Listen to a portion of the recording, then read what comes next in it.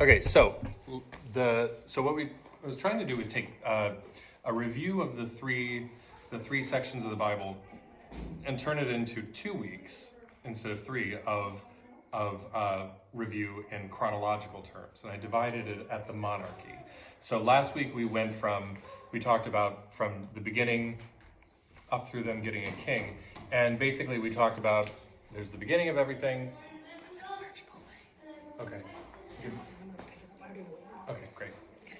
And then troubles in the garden, trouble in paradise, and then things continue to not be so great, and you get the flood. After which, there's this renewed attempt at the creation, right? He's going to go ahead, be fruitful and multiply. We're going to try this again. Doesn't work so well, so God adopts a new plan, and he starts working with Abraham. Through Abraham, he's going to do something. This becomes the era of the patriarchs, Abraham, Isaac, and Jacob. Jacob has a twin, Esau. He's born to Isaac, but it's Jacob's descendants. Jacob gets renamed Israel. His descendants and his family become the 12 tribes. He has 12 boys, one girl. They are living in the land, whatever, amongst the, and there's a whole scene of the rape of why am I blanking? Dinah. Yeah. So it's a really gruesome story because they have to make good on this, this horrible thing that's happened. And so they demand of the men of the family in the city, which becomes a significant city for them, Shechem. Well, if you're gonna make good on this, then all of you guys have to be circumcised. And that was gonna be okay. Jacob was like, all right, and then we're square. But some of the sons were not cool with that. And so while the men were all sort of recuperating from having, they went in and just butchered everybody. So not cool. But anyway, while they're just in the land of Canaan, and that's it. They have a certain area of Canaan that they live as a family, as a clan, but they don't really own Canaan in any large way. But then things go bad in Canaan because of a famine. They travel into Egypt, and it turns out their brother Joseph is waiting there for them because we talked last week the story of Joseph in the Amazing Technicolor Dreamcoat. They get annoyed with him, the brothers, and send him off to be a slave, where he ends up in Egypt. They end up going to Egypt for help during a famine and running into Joseph, who's actually in a high position. He helps them out, and that's why they're there in the first place, to then have a hard time later requiring the Exodus under Moses, who then takes them into the desert, encounters God on the mountain. He takes them into the desert then as a people and encounters God again. He gets the law for them. They then go into Canaan again. They go back up to Canaan again after Moses died under Joshua. They conquer the land and they assign themselves plots of territory in Canaan as tribal Israel and live that way under the judges. The judges are, you can see here on the first thing, judges had ranged from being military leaders to being religious ecstatics. So there's some evidence that maybe Samuel was kind of a religious ecstatic. He and some others would kind of, you've heard of whirling dervishes and things like that. There were different kinds of people that were judges, but they commanded in Israel tribally. But in outside threat by Philistines and other people make them beg for a king, and finally Samuel, who's the last of the judges and the first of the prophets, goes, fine. He talks to God, and God goes, all right, fine, whatever, give him a king. And so he finds Saul, whose primary, his primary, what's the word I'm looking for? The motivating factor in choosing him is that he's tall and handsome. So he's, anyway, so that's where we are. Charles Destin. So Saul becomes king. He's the first king of a united Israel, and actually does do a fair job of uniting the tribes under a king and fighting off outside threat. But because there's a monarchy, now the role of the judge is split. It used to be that they were both religious leaders and, they weren't priestly people necessarily, but the Levites had that covered. But they did kind of have a sort of mixed role. It's very uneven, whatever. But the role kind of divides when you get a monarchy. The monarch begins to take over the running of the nation and the military, all the governing. But then a succession of prophets begins to stand up and speak on behalf of God. And Abraham Heschel, who is very near and dear to my heart as an author, he wrote this book, this really great book about the prophets, the Hebrew prophets, and what makes them unique. And one of the things, and this is a trimmed quote of his, he says, "To us, an injustice is injurious to the welfare of the people. To the prophets, it is a death blow to existence. To us, it's an episode. To them, a catastrophe, a threat to the world. We ourselves witness continually acts of injustice, but to the prophets, even a minor injustice assumes cosmic proportions." And so the line of prophets begins to call things out. And if I'm a big fan of thinking about Jesus and lots of things actually. The term you'll hear people say just. They go, well, I think he was just, I think he was just a great teacher, or I think so-and-so was just to this or just to that. And you know that somebody's trying to diminish when they say that. You know that somebody's trying to diminish the person. But what I like to frame it as is at least, and possibly more. So Jesus, I never felt like I understood Jesus better than after I read Abraham Heschel's The Prophets.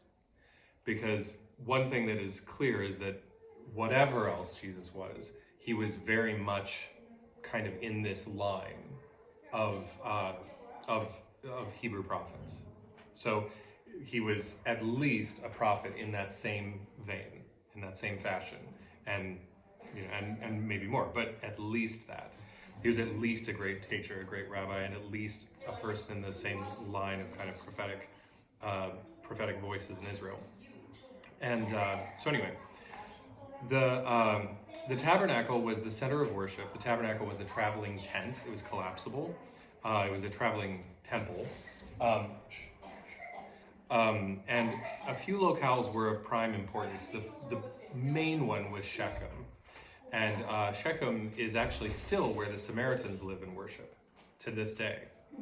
Other places did get used, including Shiloh, but I'd have to go back and reread. But many of them were sort of like that's not legit. It was not considered a legit place of worship. And in fact, when David transferred the tabernacle and everything to Jerusalem, transferred center of worship to Jerusalem, that's a big division point between Samaritans and Jewish people. Is they're like that's not legit. It's not supposed to be there. It's supposed to be right here on this mountain where we arrived and where God told us to worship. And so, anyway, as I mentioned, the division of the priest-king concept, of the priest and the king concept, begins a mythologized legacy of a reunification of that role, typified by this person called Melchizedek, who is a priest of the Most High El Shaddai, El Elyon, in Salem, which is incidentally Jerusalem, before it was called Jerusalem. He was a priest of Salem. He was also the king of Salem. He was both. And he encounters Abraham, and Abraham considers him worthy. Later on, people are going to call Jesus a priest king after the order of Melchizedek. So it's a very, very interesting. Melchizedek, who's this shadowy figure out of a brief episode in Abraham's story, starts to become a what's the word? Okay. He starts to become like I don't have it. It's in my bag in the other room. What is archetype? He becomes an archetype. It's in the front few pews in my bag. Samuel anoints Saul, and then he anoints David after Saul loses God's approval. David transfers the ark and the tabernacle to Jerusalem, like I said, which breaks with some people in the north. And then we all know about Bathsheba and Uriah and David's misbehavior, and how he basically he gets Bathsheba's husband killed, so that Bathsheba can be his, basically. And the fact that she's pregnant with his child will not be, like, he tries to pass it off as, that's Uriah's baby. But it doesn't work out, and then he's like, just have him killed, send him to the front lines. So it's, David's story reads like a very bad boy who keeps going, but I'm trying to be good, right? Solomon, his second son with Bathsheba, the first boy dies. Solomon succeeds David, but after Solomon, the kingdom splits. So there are only 3 monarchs of the united Israel. There are only 3. And then they divide into, so it's Saul, David, and then Solomon. Then when Assyria becomes this giant power in the region, they conquer, they just obliterate, they just absolutely take down the northern kingdom, which retains the name of Israel because they have the majority of the tribes. Judah is the largest tribe in the south, and they kind of absorb Benjamin, I think maybe another, but they absorb Benjamin and just become the kingdom of Judah. So it's the kingdom of Israel. So there's Israel proper, then there's the northern kingdom of Israel and the southern kingdom of Judah when the kingdom divides into 2. And Assyria, many northerners flee to Judah and kind of get absorbed, and Assyrians retain Samaria as the capital and they have this habit of, remember when in slavery times they would often mix people up so that they couldn't have a shared language that the slave owners wouldn't understand. They would mix people from different tribes so that they had to learn English because they couldn't talk with each other otherwise. And then that way they wouldn't be speaking something that the slave owners didn't know. There was a similar sort of thing that happened by Assyria, just deported and imported tons of people. The tensions with the people in Samaria will remain a factor well into Jesus's day, because many Samaritans say, we are remnant people. They didn't get rid of all of us. And the Judahites will say, nah, we can't trust that. You guys are foreigners. But they do, to this day, they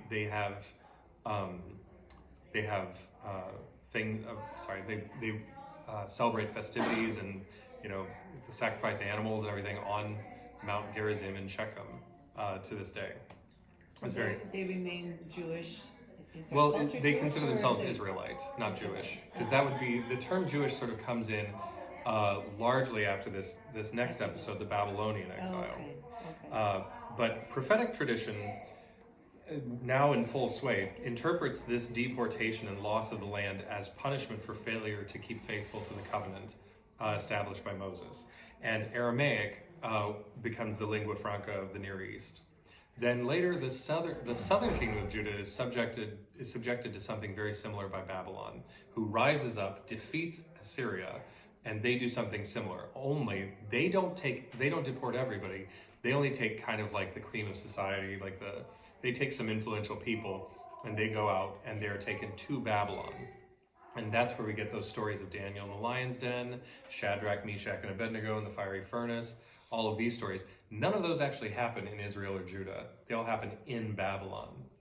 These are stories of people who are now beginning to really hold tightly to their identity as Jewish people, as for kind of some of the first time. The history before that is all just breaking the covenant. Once they're in Babylon, they're like, well, we're not like these other people, and they really become firmer in their identity. And when they come back, it becomes even more so. And that leads us pretty strongly into Jesus, because prior to the Babylonian exile, people were it was just scrambling as herding cats to get them to follow anything like the Mosaic Law. And there was tons of polytheistic practice all over the place. Every time somebody, archaeologists in a magazine says archaeology is showing that actually there are other gods that were being worshipped in Israel, and it looks like it wasn't so monotheistic as it's been portrayed. And you're like, have you read it? Have you read the book? It says it in it's right there. It's just everybody going, stop this. You're supposed to be worshiping just one. And then only after the Babylonian exile do they kind of begin to firm up this idea of themselves as Jewish people, not like other outsiders, not like those other Gentiles, not like people of other nations. We do this. This is who we are. After during the exile, messianic prophecy really begins in earnest. This idea of a Davidic king that reestablishes a sovereign Israel. And early hints of Jewish apocalypticism start in Daniel, setting the foundations for what will become Christian eschatology, like the end times and what is God's final plan for everything. 40 years later, Persia defeats Babylon and says, if you want to go back, you can go back. You want a temple? Everybody has a temple. You might as well have a temple too. So they're much more amenable to letting Jewish people be in their land, letting people worship as they want to worship. It's a much more, cosmopolitan, reign than the Assyrians or Babylonians had been. But so the Persian Empire defeats Babylonian Empire and allows for the reinstatement of some of the deported population. Some of them stay behind, some of them come and go, some come back later. The Persian king first sent Ezra to take some of the exiles back to Jerusalem, and then later sent Nehemiah to govern Jerusalem. Each in their portion are responsible for a share of the political, religious, and cultural restoration of what we then think of as Second Temple Judaism and the Jewish time that we would think of then Rome entering into during Jesus' era.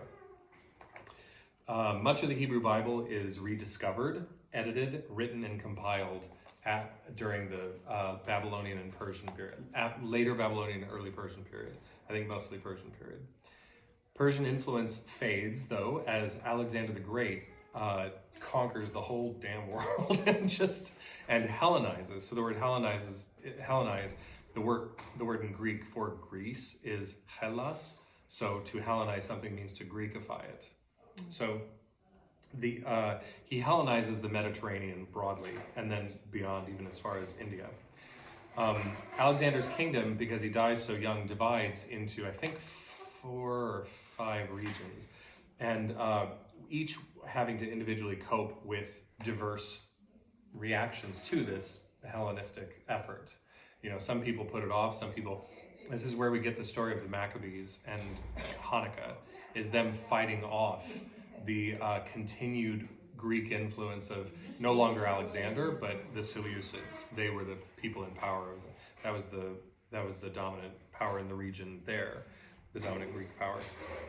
But Jews were resistant to the cultural influence. We get the Maccabees, fought it off, and actually temporarily had sovereignty over the kingdom again for a little while.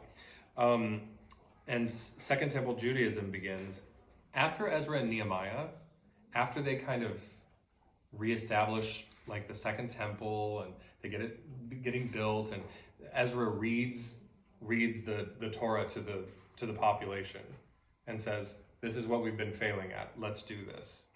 And all that begins in earnest, and then the Old Testament sort of stops. It stops even before we don't even get to Alexander the Great with the Old Testament. It just stops, and this is called the intertestamental period. So all of the Greek, all of the Hellenization, and all of the start of the Roman, later on the Roman influence, that all happens in the intertestamental period. There are some things, as John would know, the Apocrypha.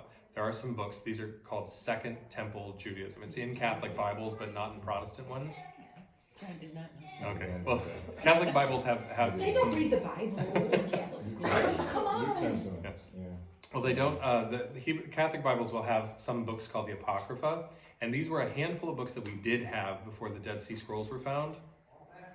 The Dead Sea Scrolls were a huge trove of things that really enlightened us of Second Temple literature. We didn't have a lot to go on before, but basically, Second Temple literature was, it turns out, really, really influential on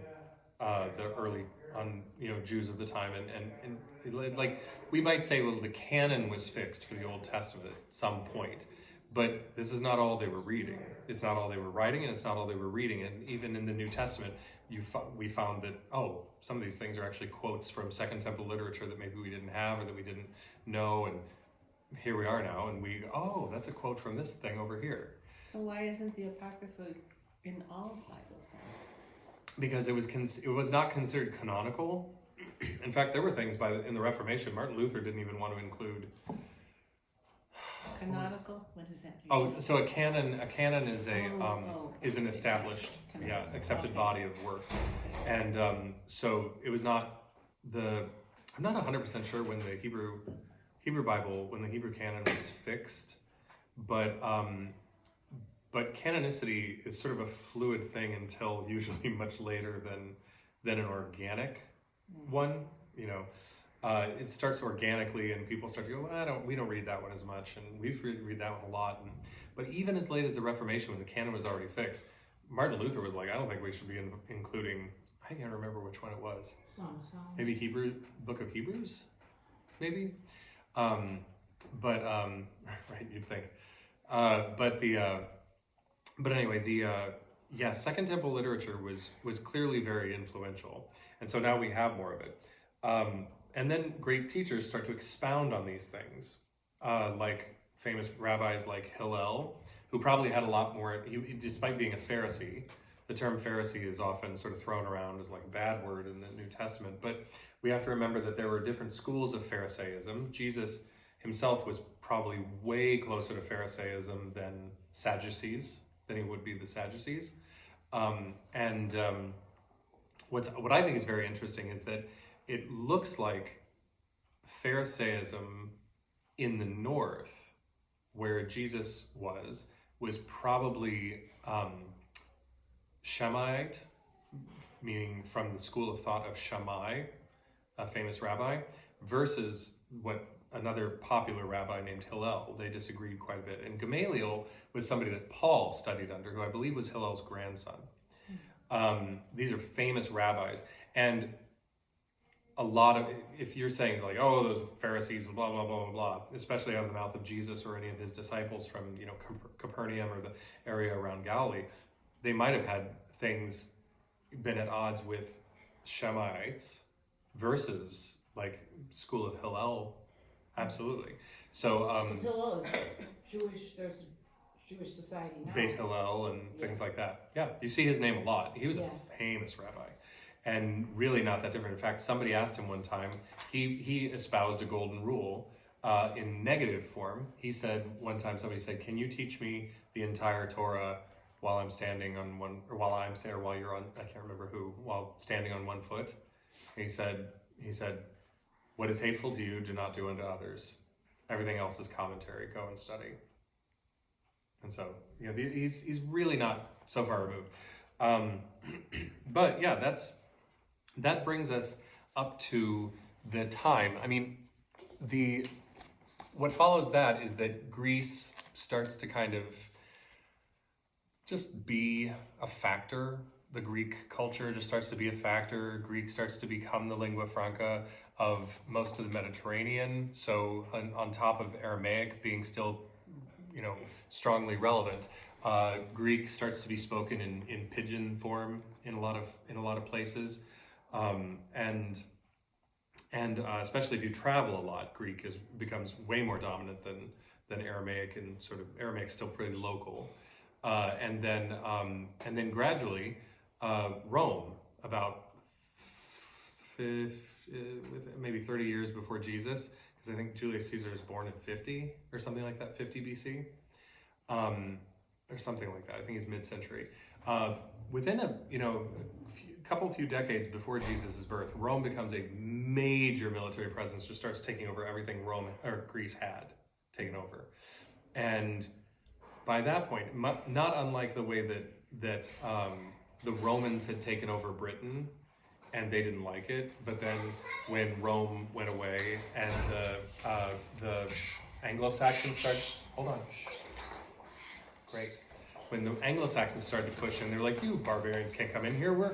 We're of Roman stock. Even though only, decades before they've been like, get out of here, Romans. In the same way, Greece and Greek thought and things like that had been initially really fought off strongly by the Jewish people of the region. But by the time Rome came in, they were like, I don't know, they got some good philosophy, they got some this, their language isn't so bad, and whatever. It wasn't nearly the offense that it had been, and Rome was the big threat.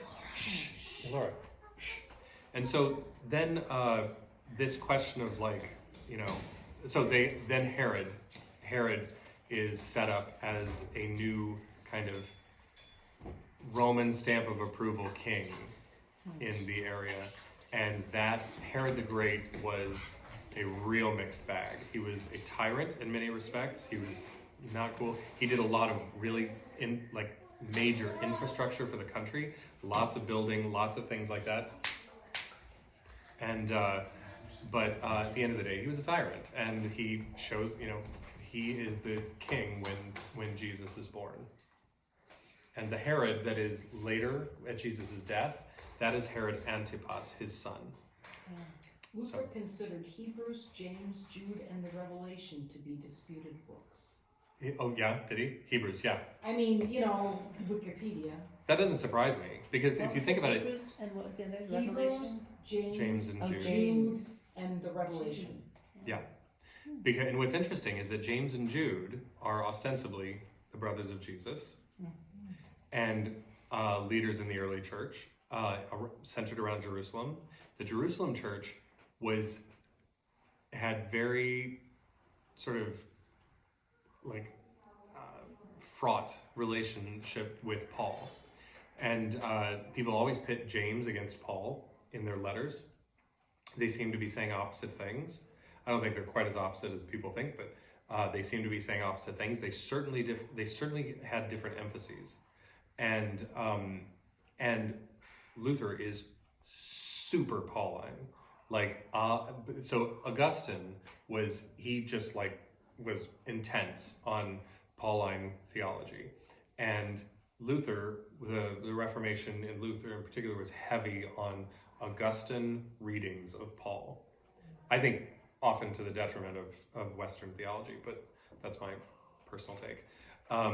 But so of course, in Hebrews was not always considered to be. It was often considered to be by Paul, but it was not always considered to be by Paul. There's no real strong evidence that it is by Paul. There's mostly evidence that it isn't. And some of the emphases in Hebrews would be more lined up maybe with, I just reread it the other day, would line up a little bit more with James and Jude than it would line up with other Pauline epistles. And yeah, it doesn't surprise me that it includes James and Jude in that. It was in Luther's canon, in article in Wikipedia. Yeah, that doesn't surprise me. According to Google. Yeah, Luther was an interesting cat.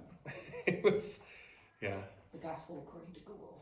Yeah, but yeah, next week we'll arrive at Jesus, and so how do you feel? Just as ta-da, how do you feel? Or do you have any thoughts or any questions about knowing kind of the nature of the water, or you know what I mean? The nature, the scene, the stage that's set for Jesus' arrival. Do you find that it gives you a different impression of Jesus's either ministry, his place in not just religion, but in history, in his Jewish milieu, and does it kind of give you a?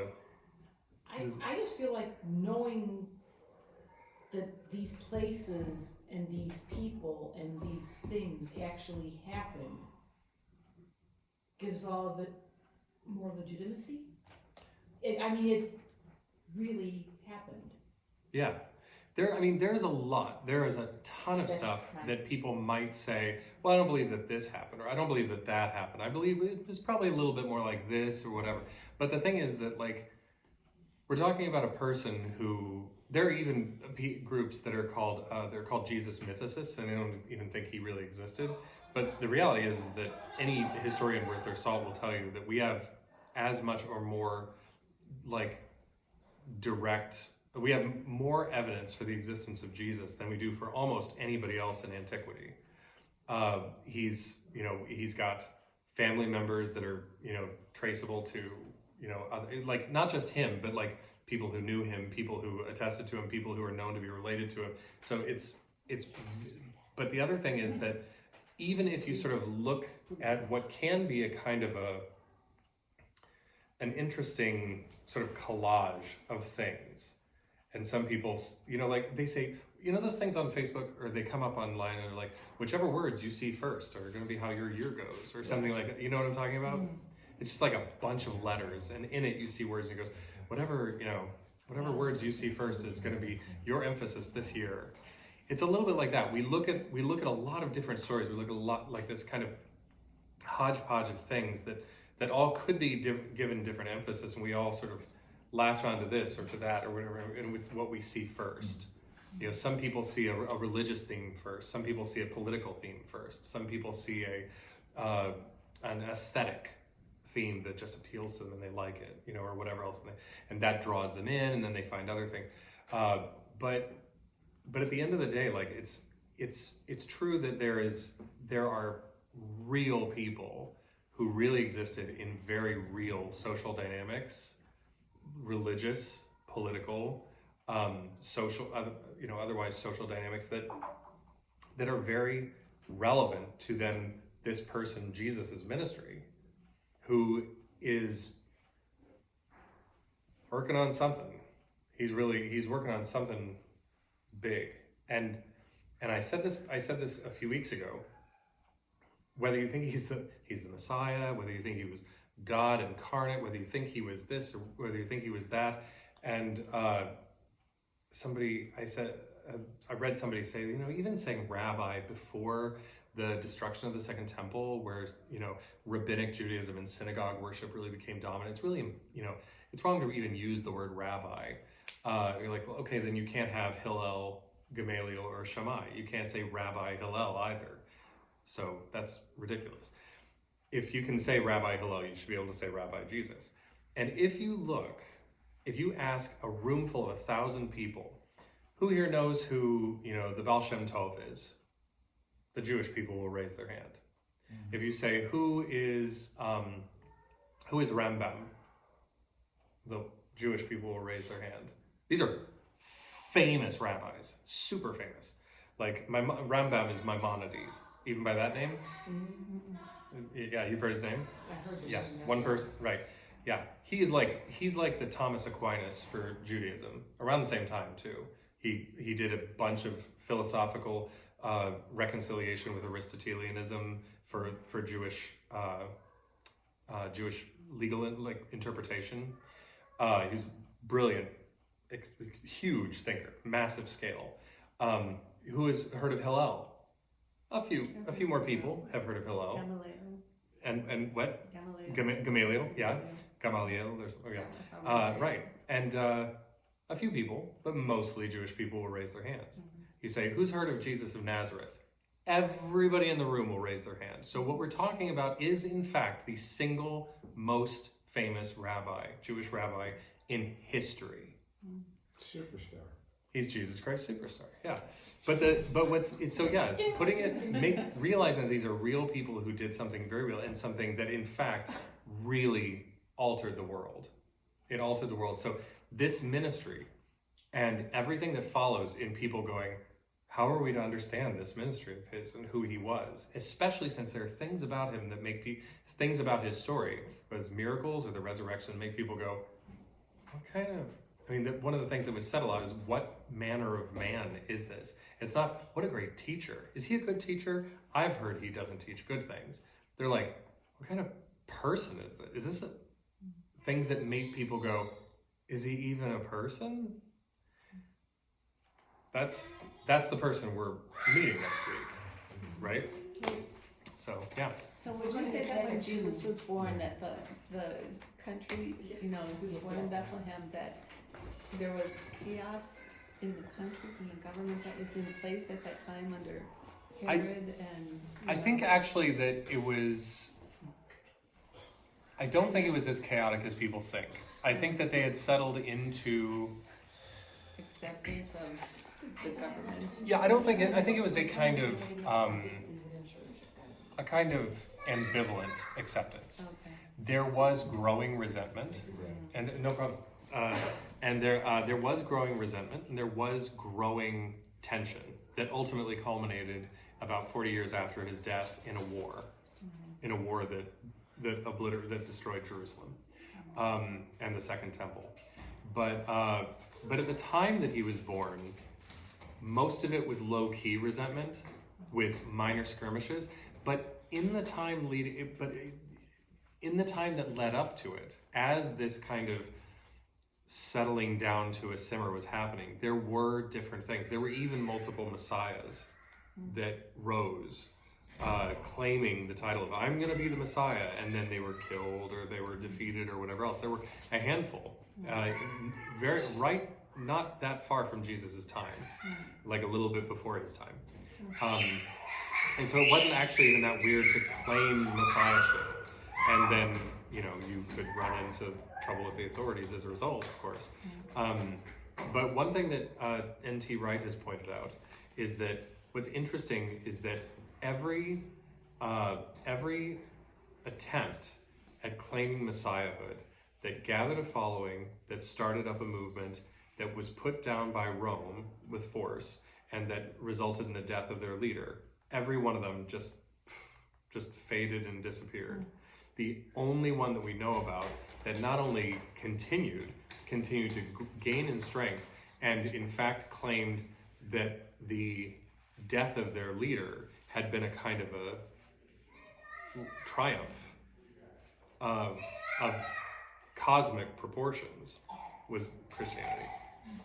So it's unique in that way, and looking at then how the earliest Christians understood it, which I don't think is that uniform, but how they understood it is really fascinating walk through just human psychology and human religiosity and understand it's really fascinating. It's very interesting stuff. So we'll investigate this fella next week.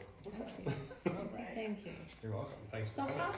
what is your background? I hear you've been in church all these years, and what do you do? I'm a voice teacher. I thought you were a voice teacher, Yeah. but how did you learn all of this? When I was about 20, I got it's all very casual for me. It's like when I'm not doing other stuff, I'm not raising the kids, teaching voice lessons, I'm basically just reading about this. When I was about 20, I realized that I didn't really know what I believed, but weirdly, I didn't even know much about my own tradition. And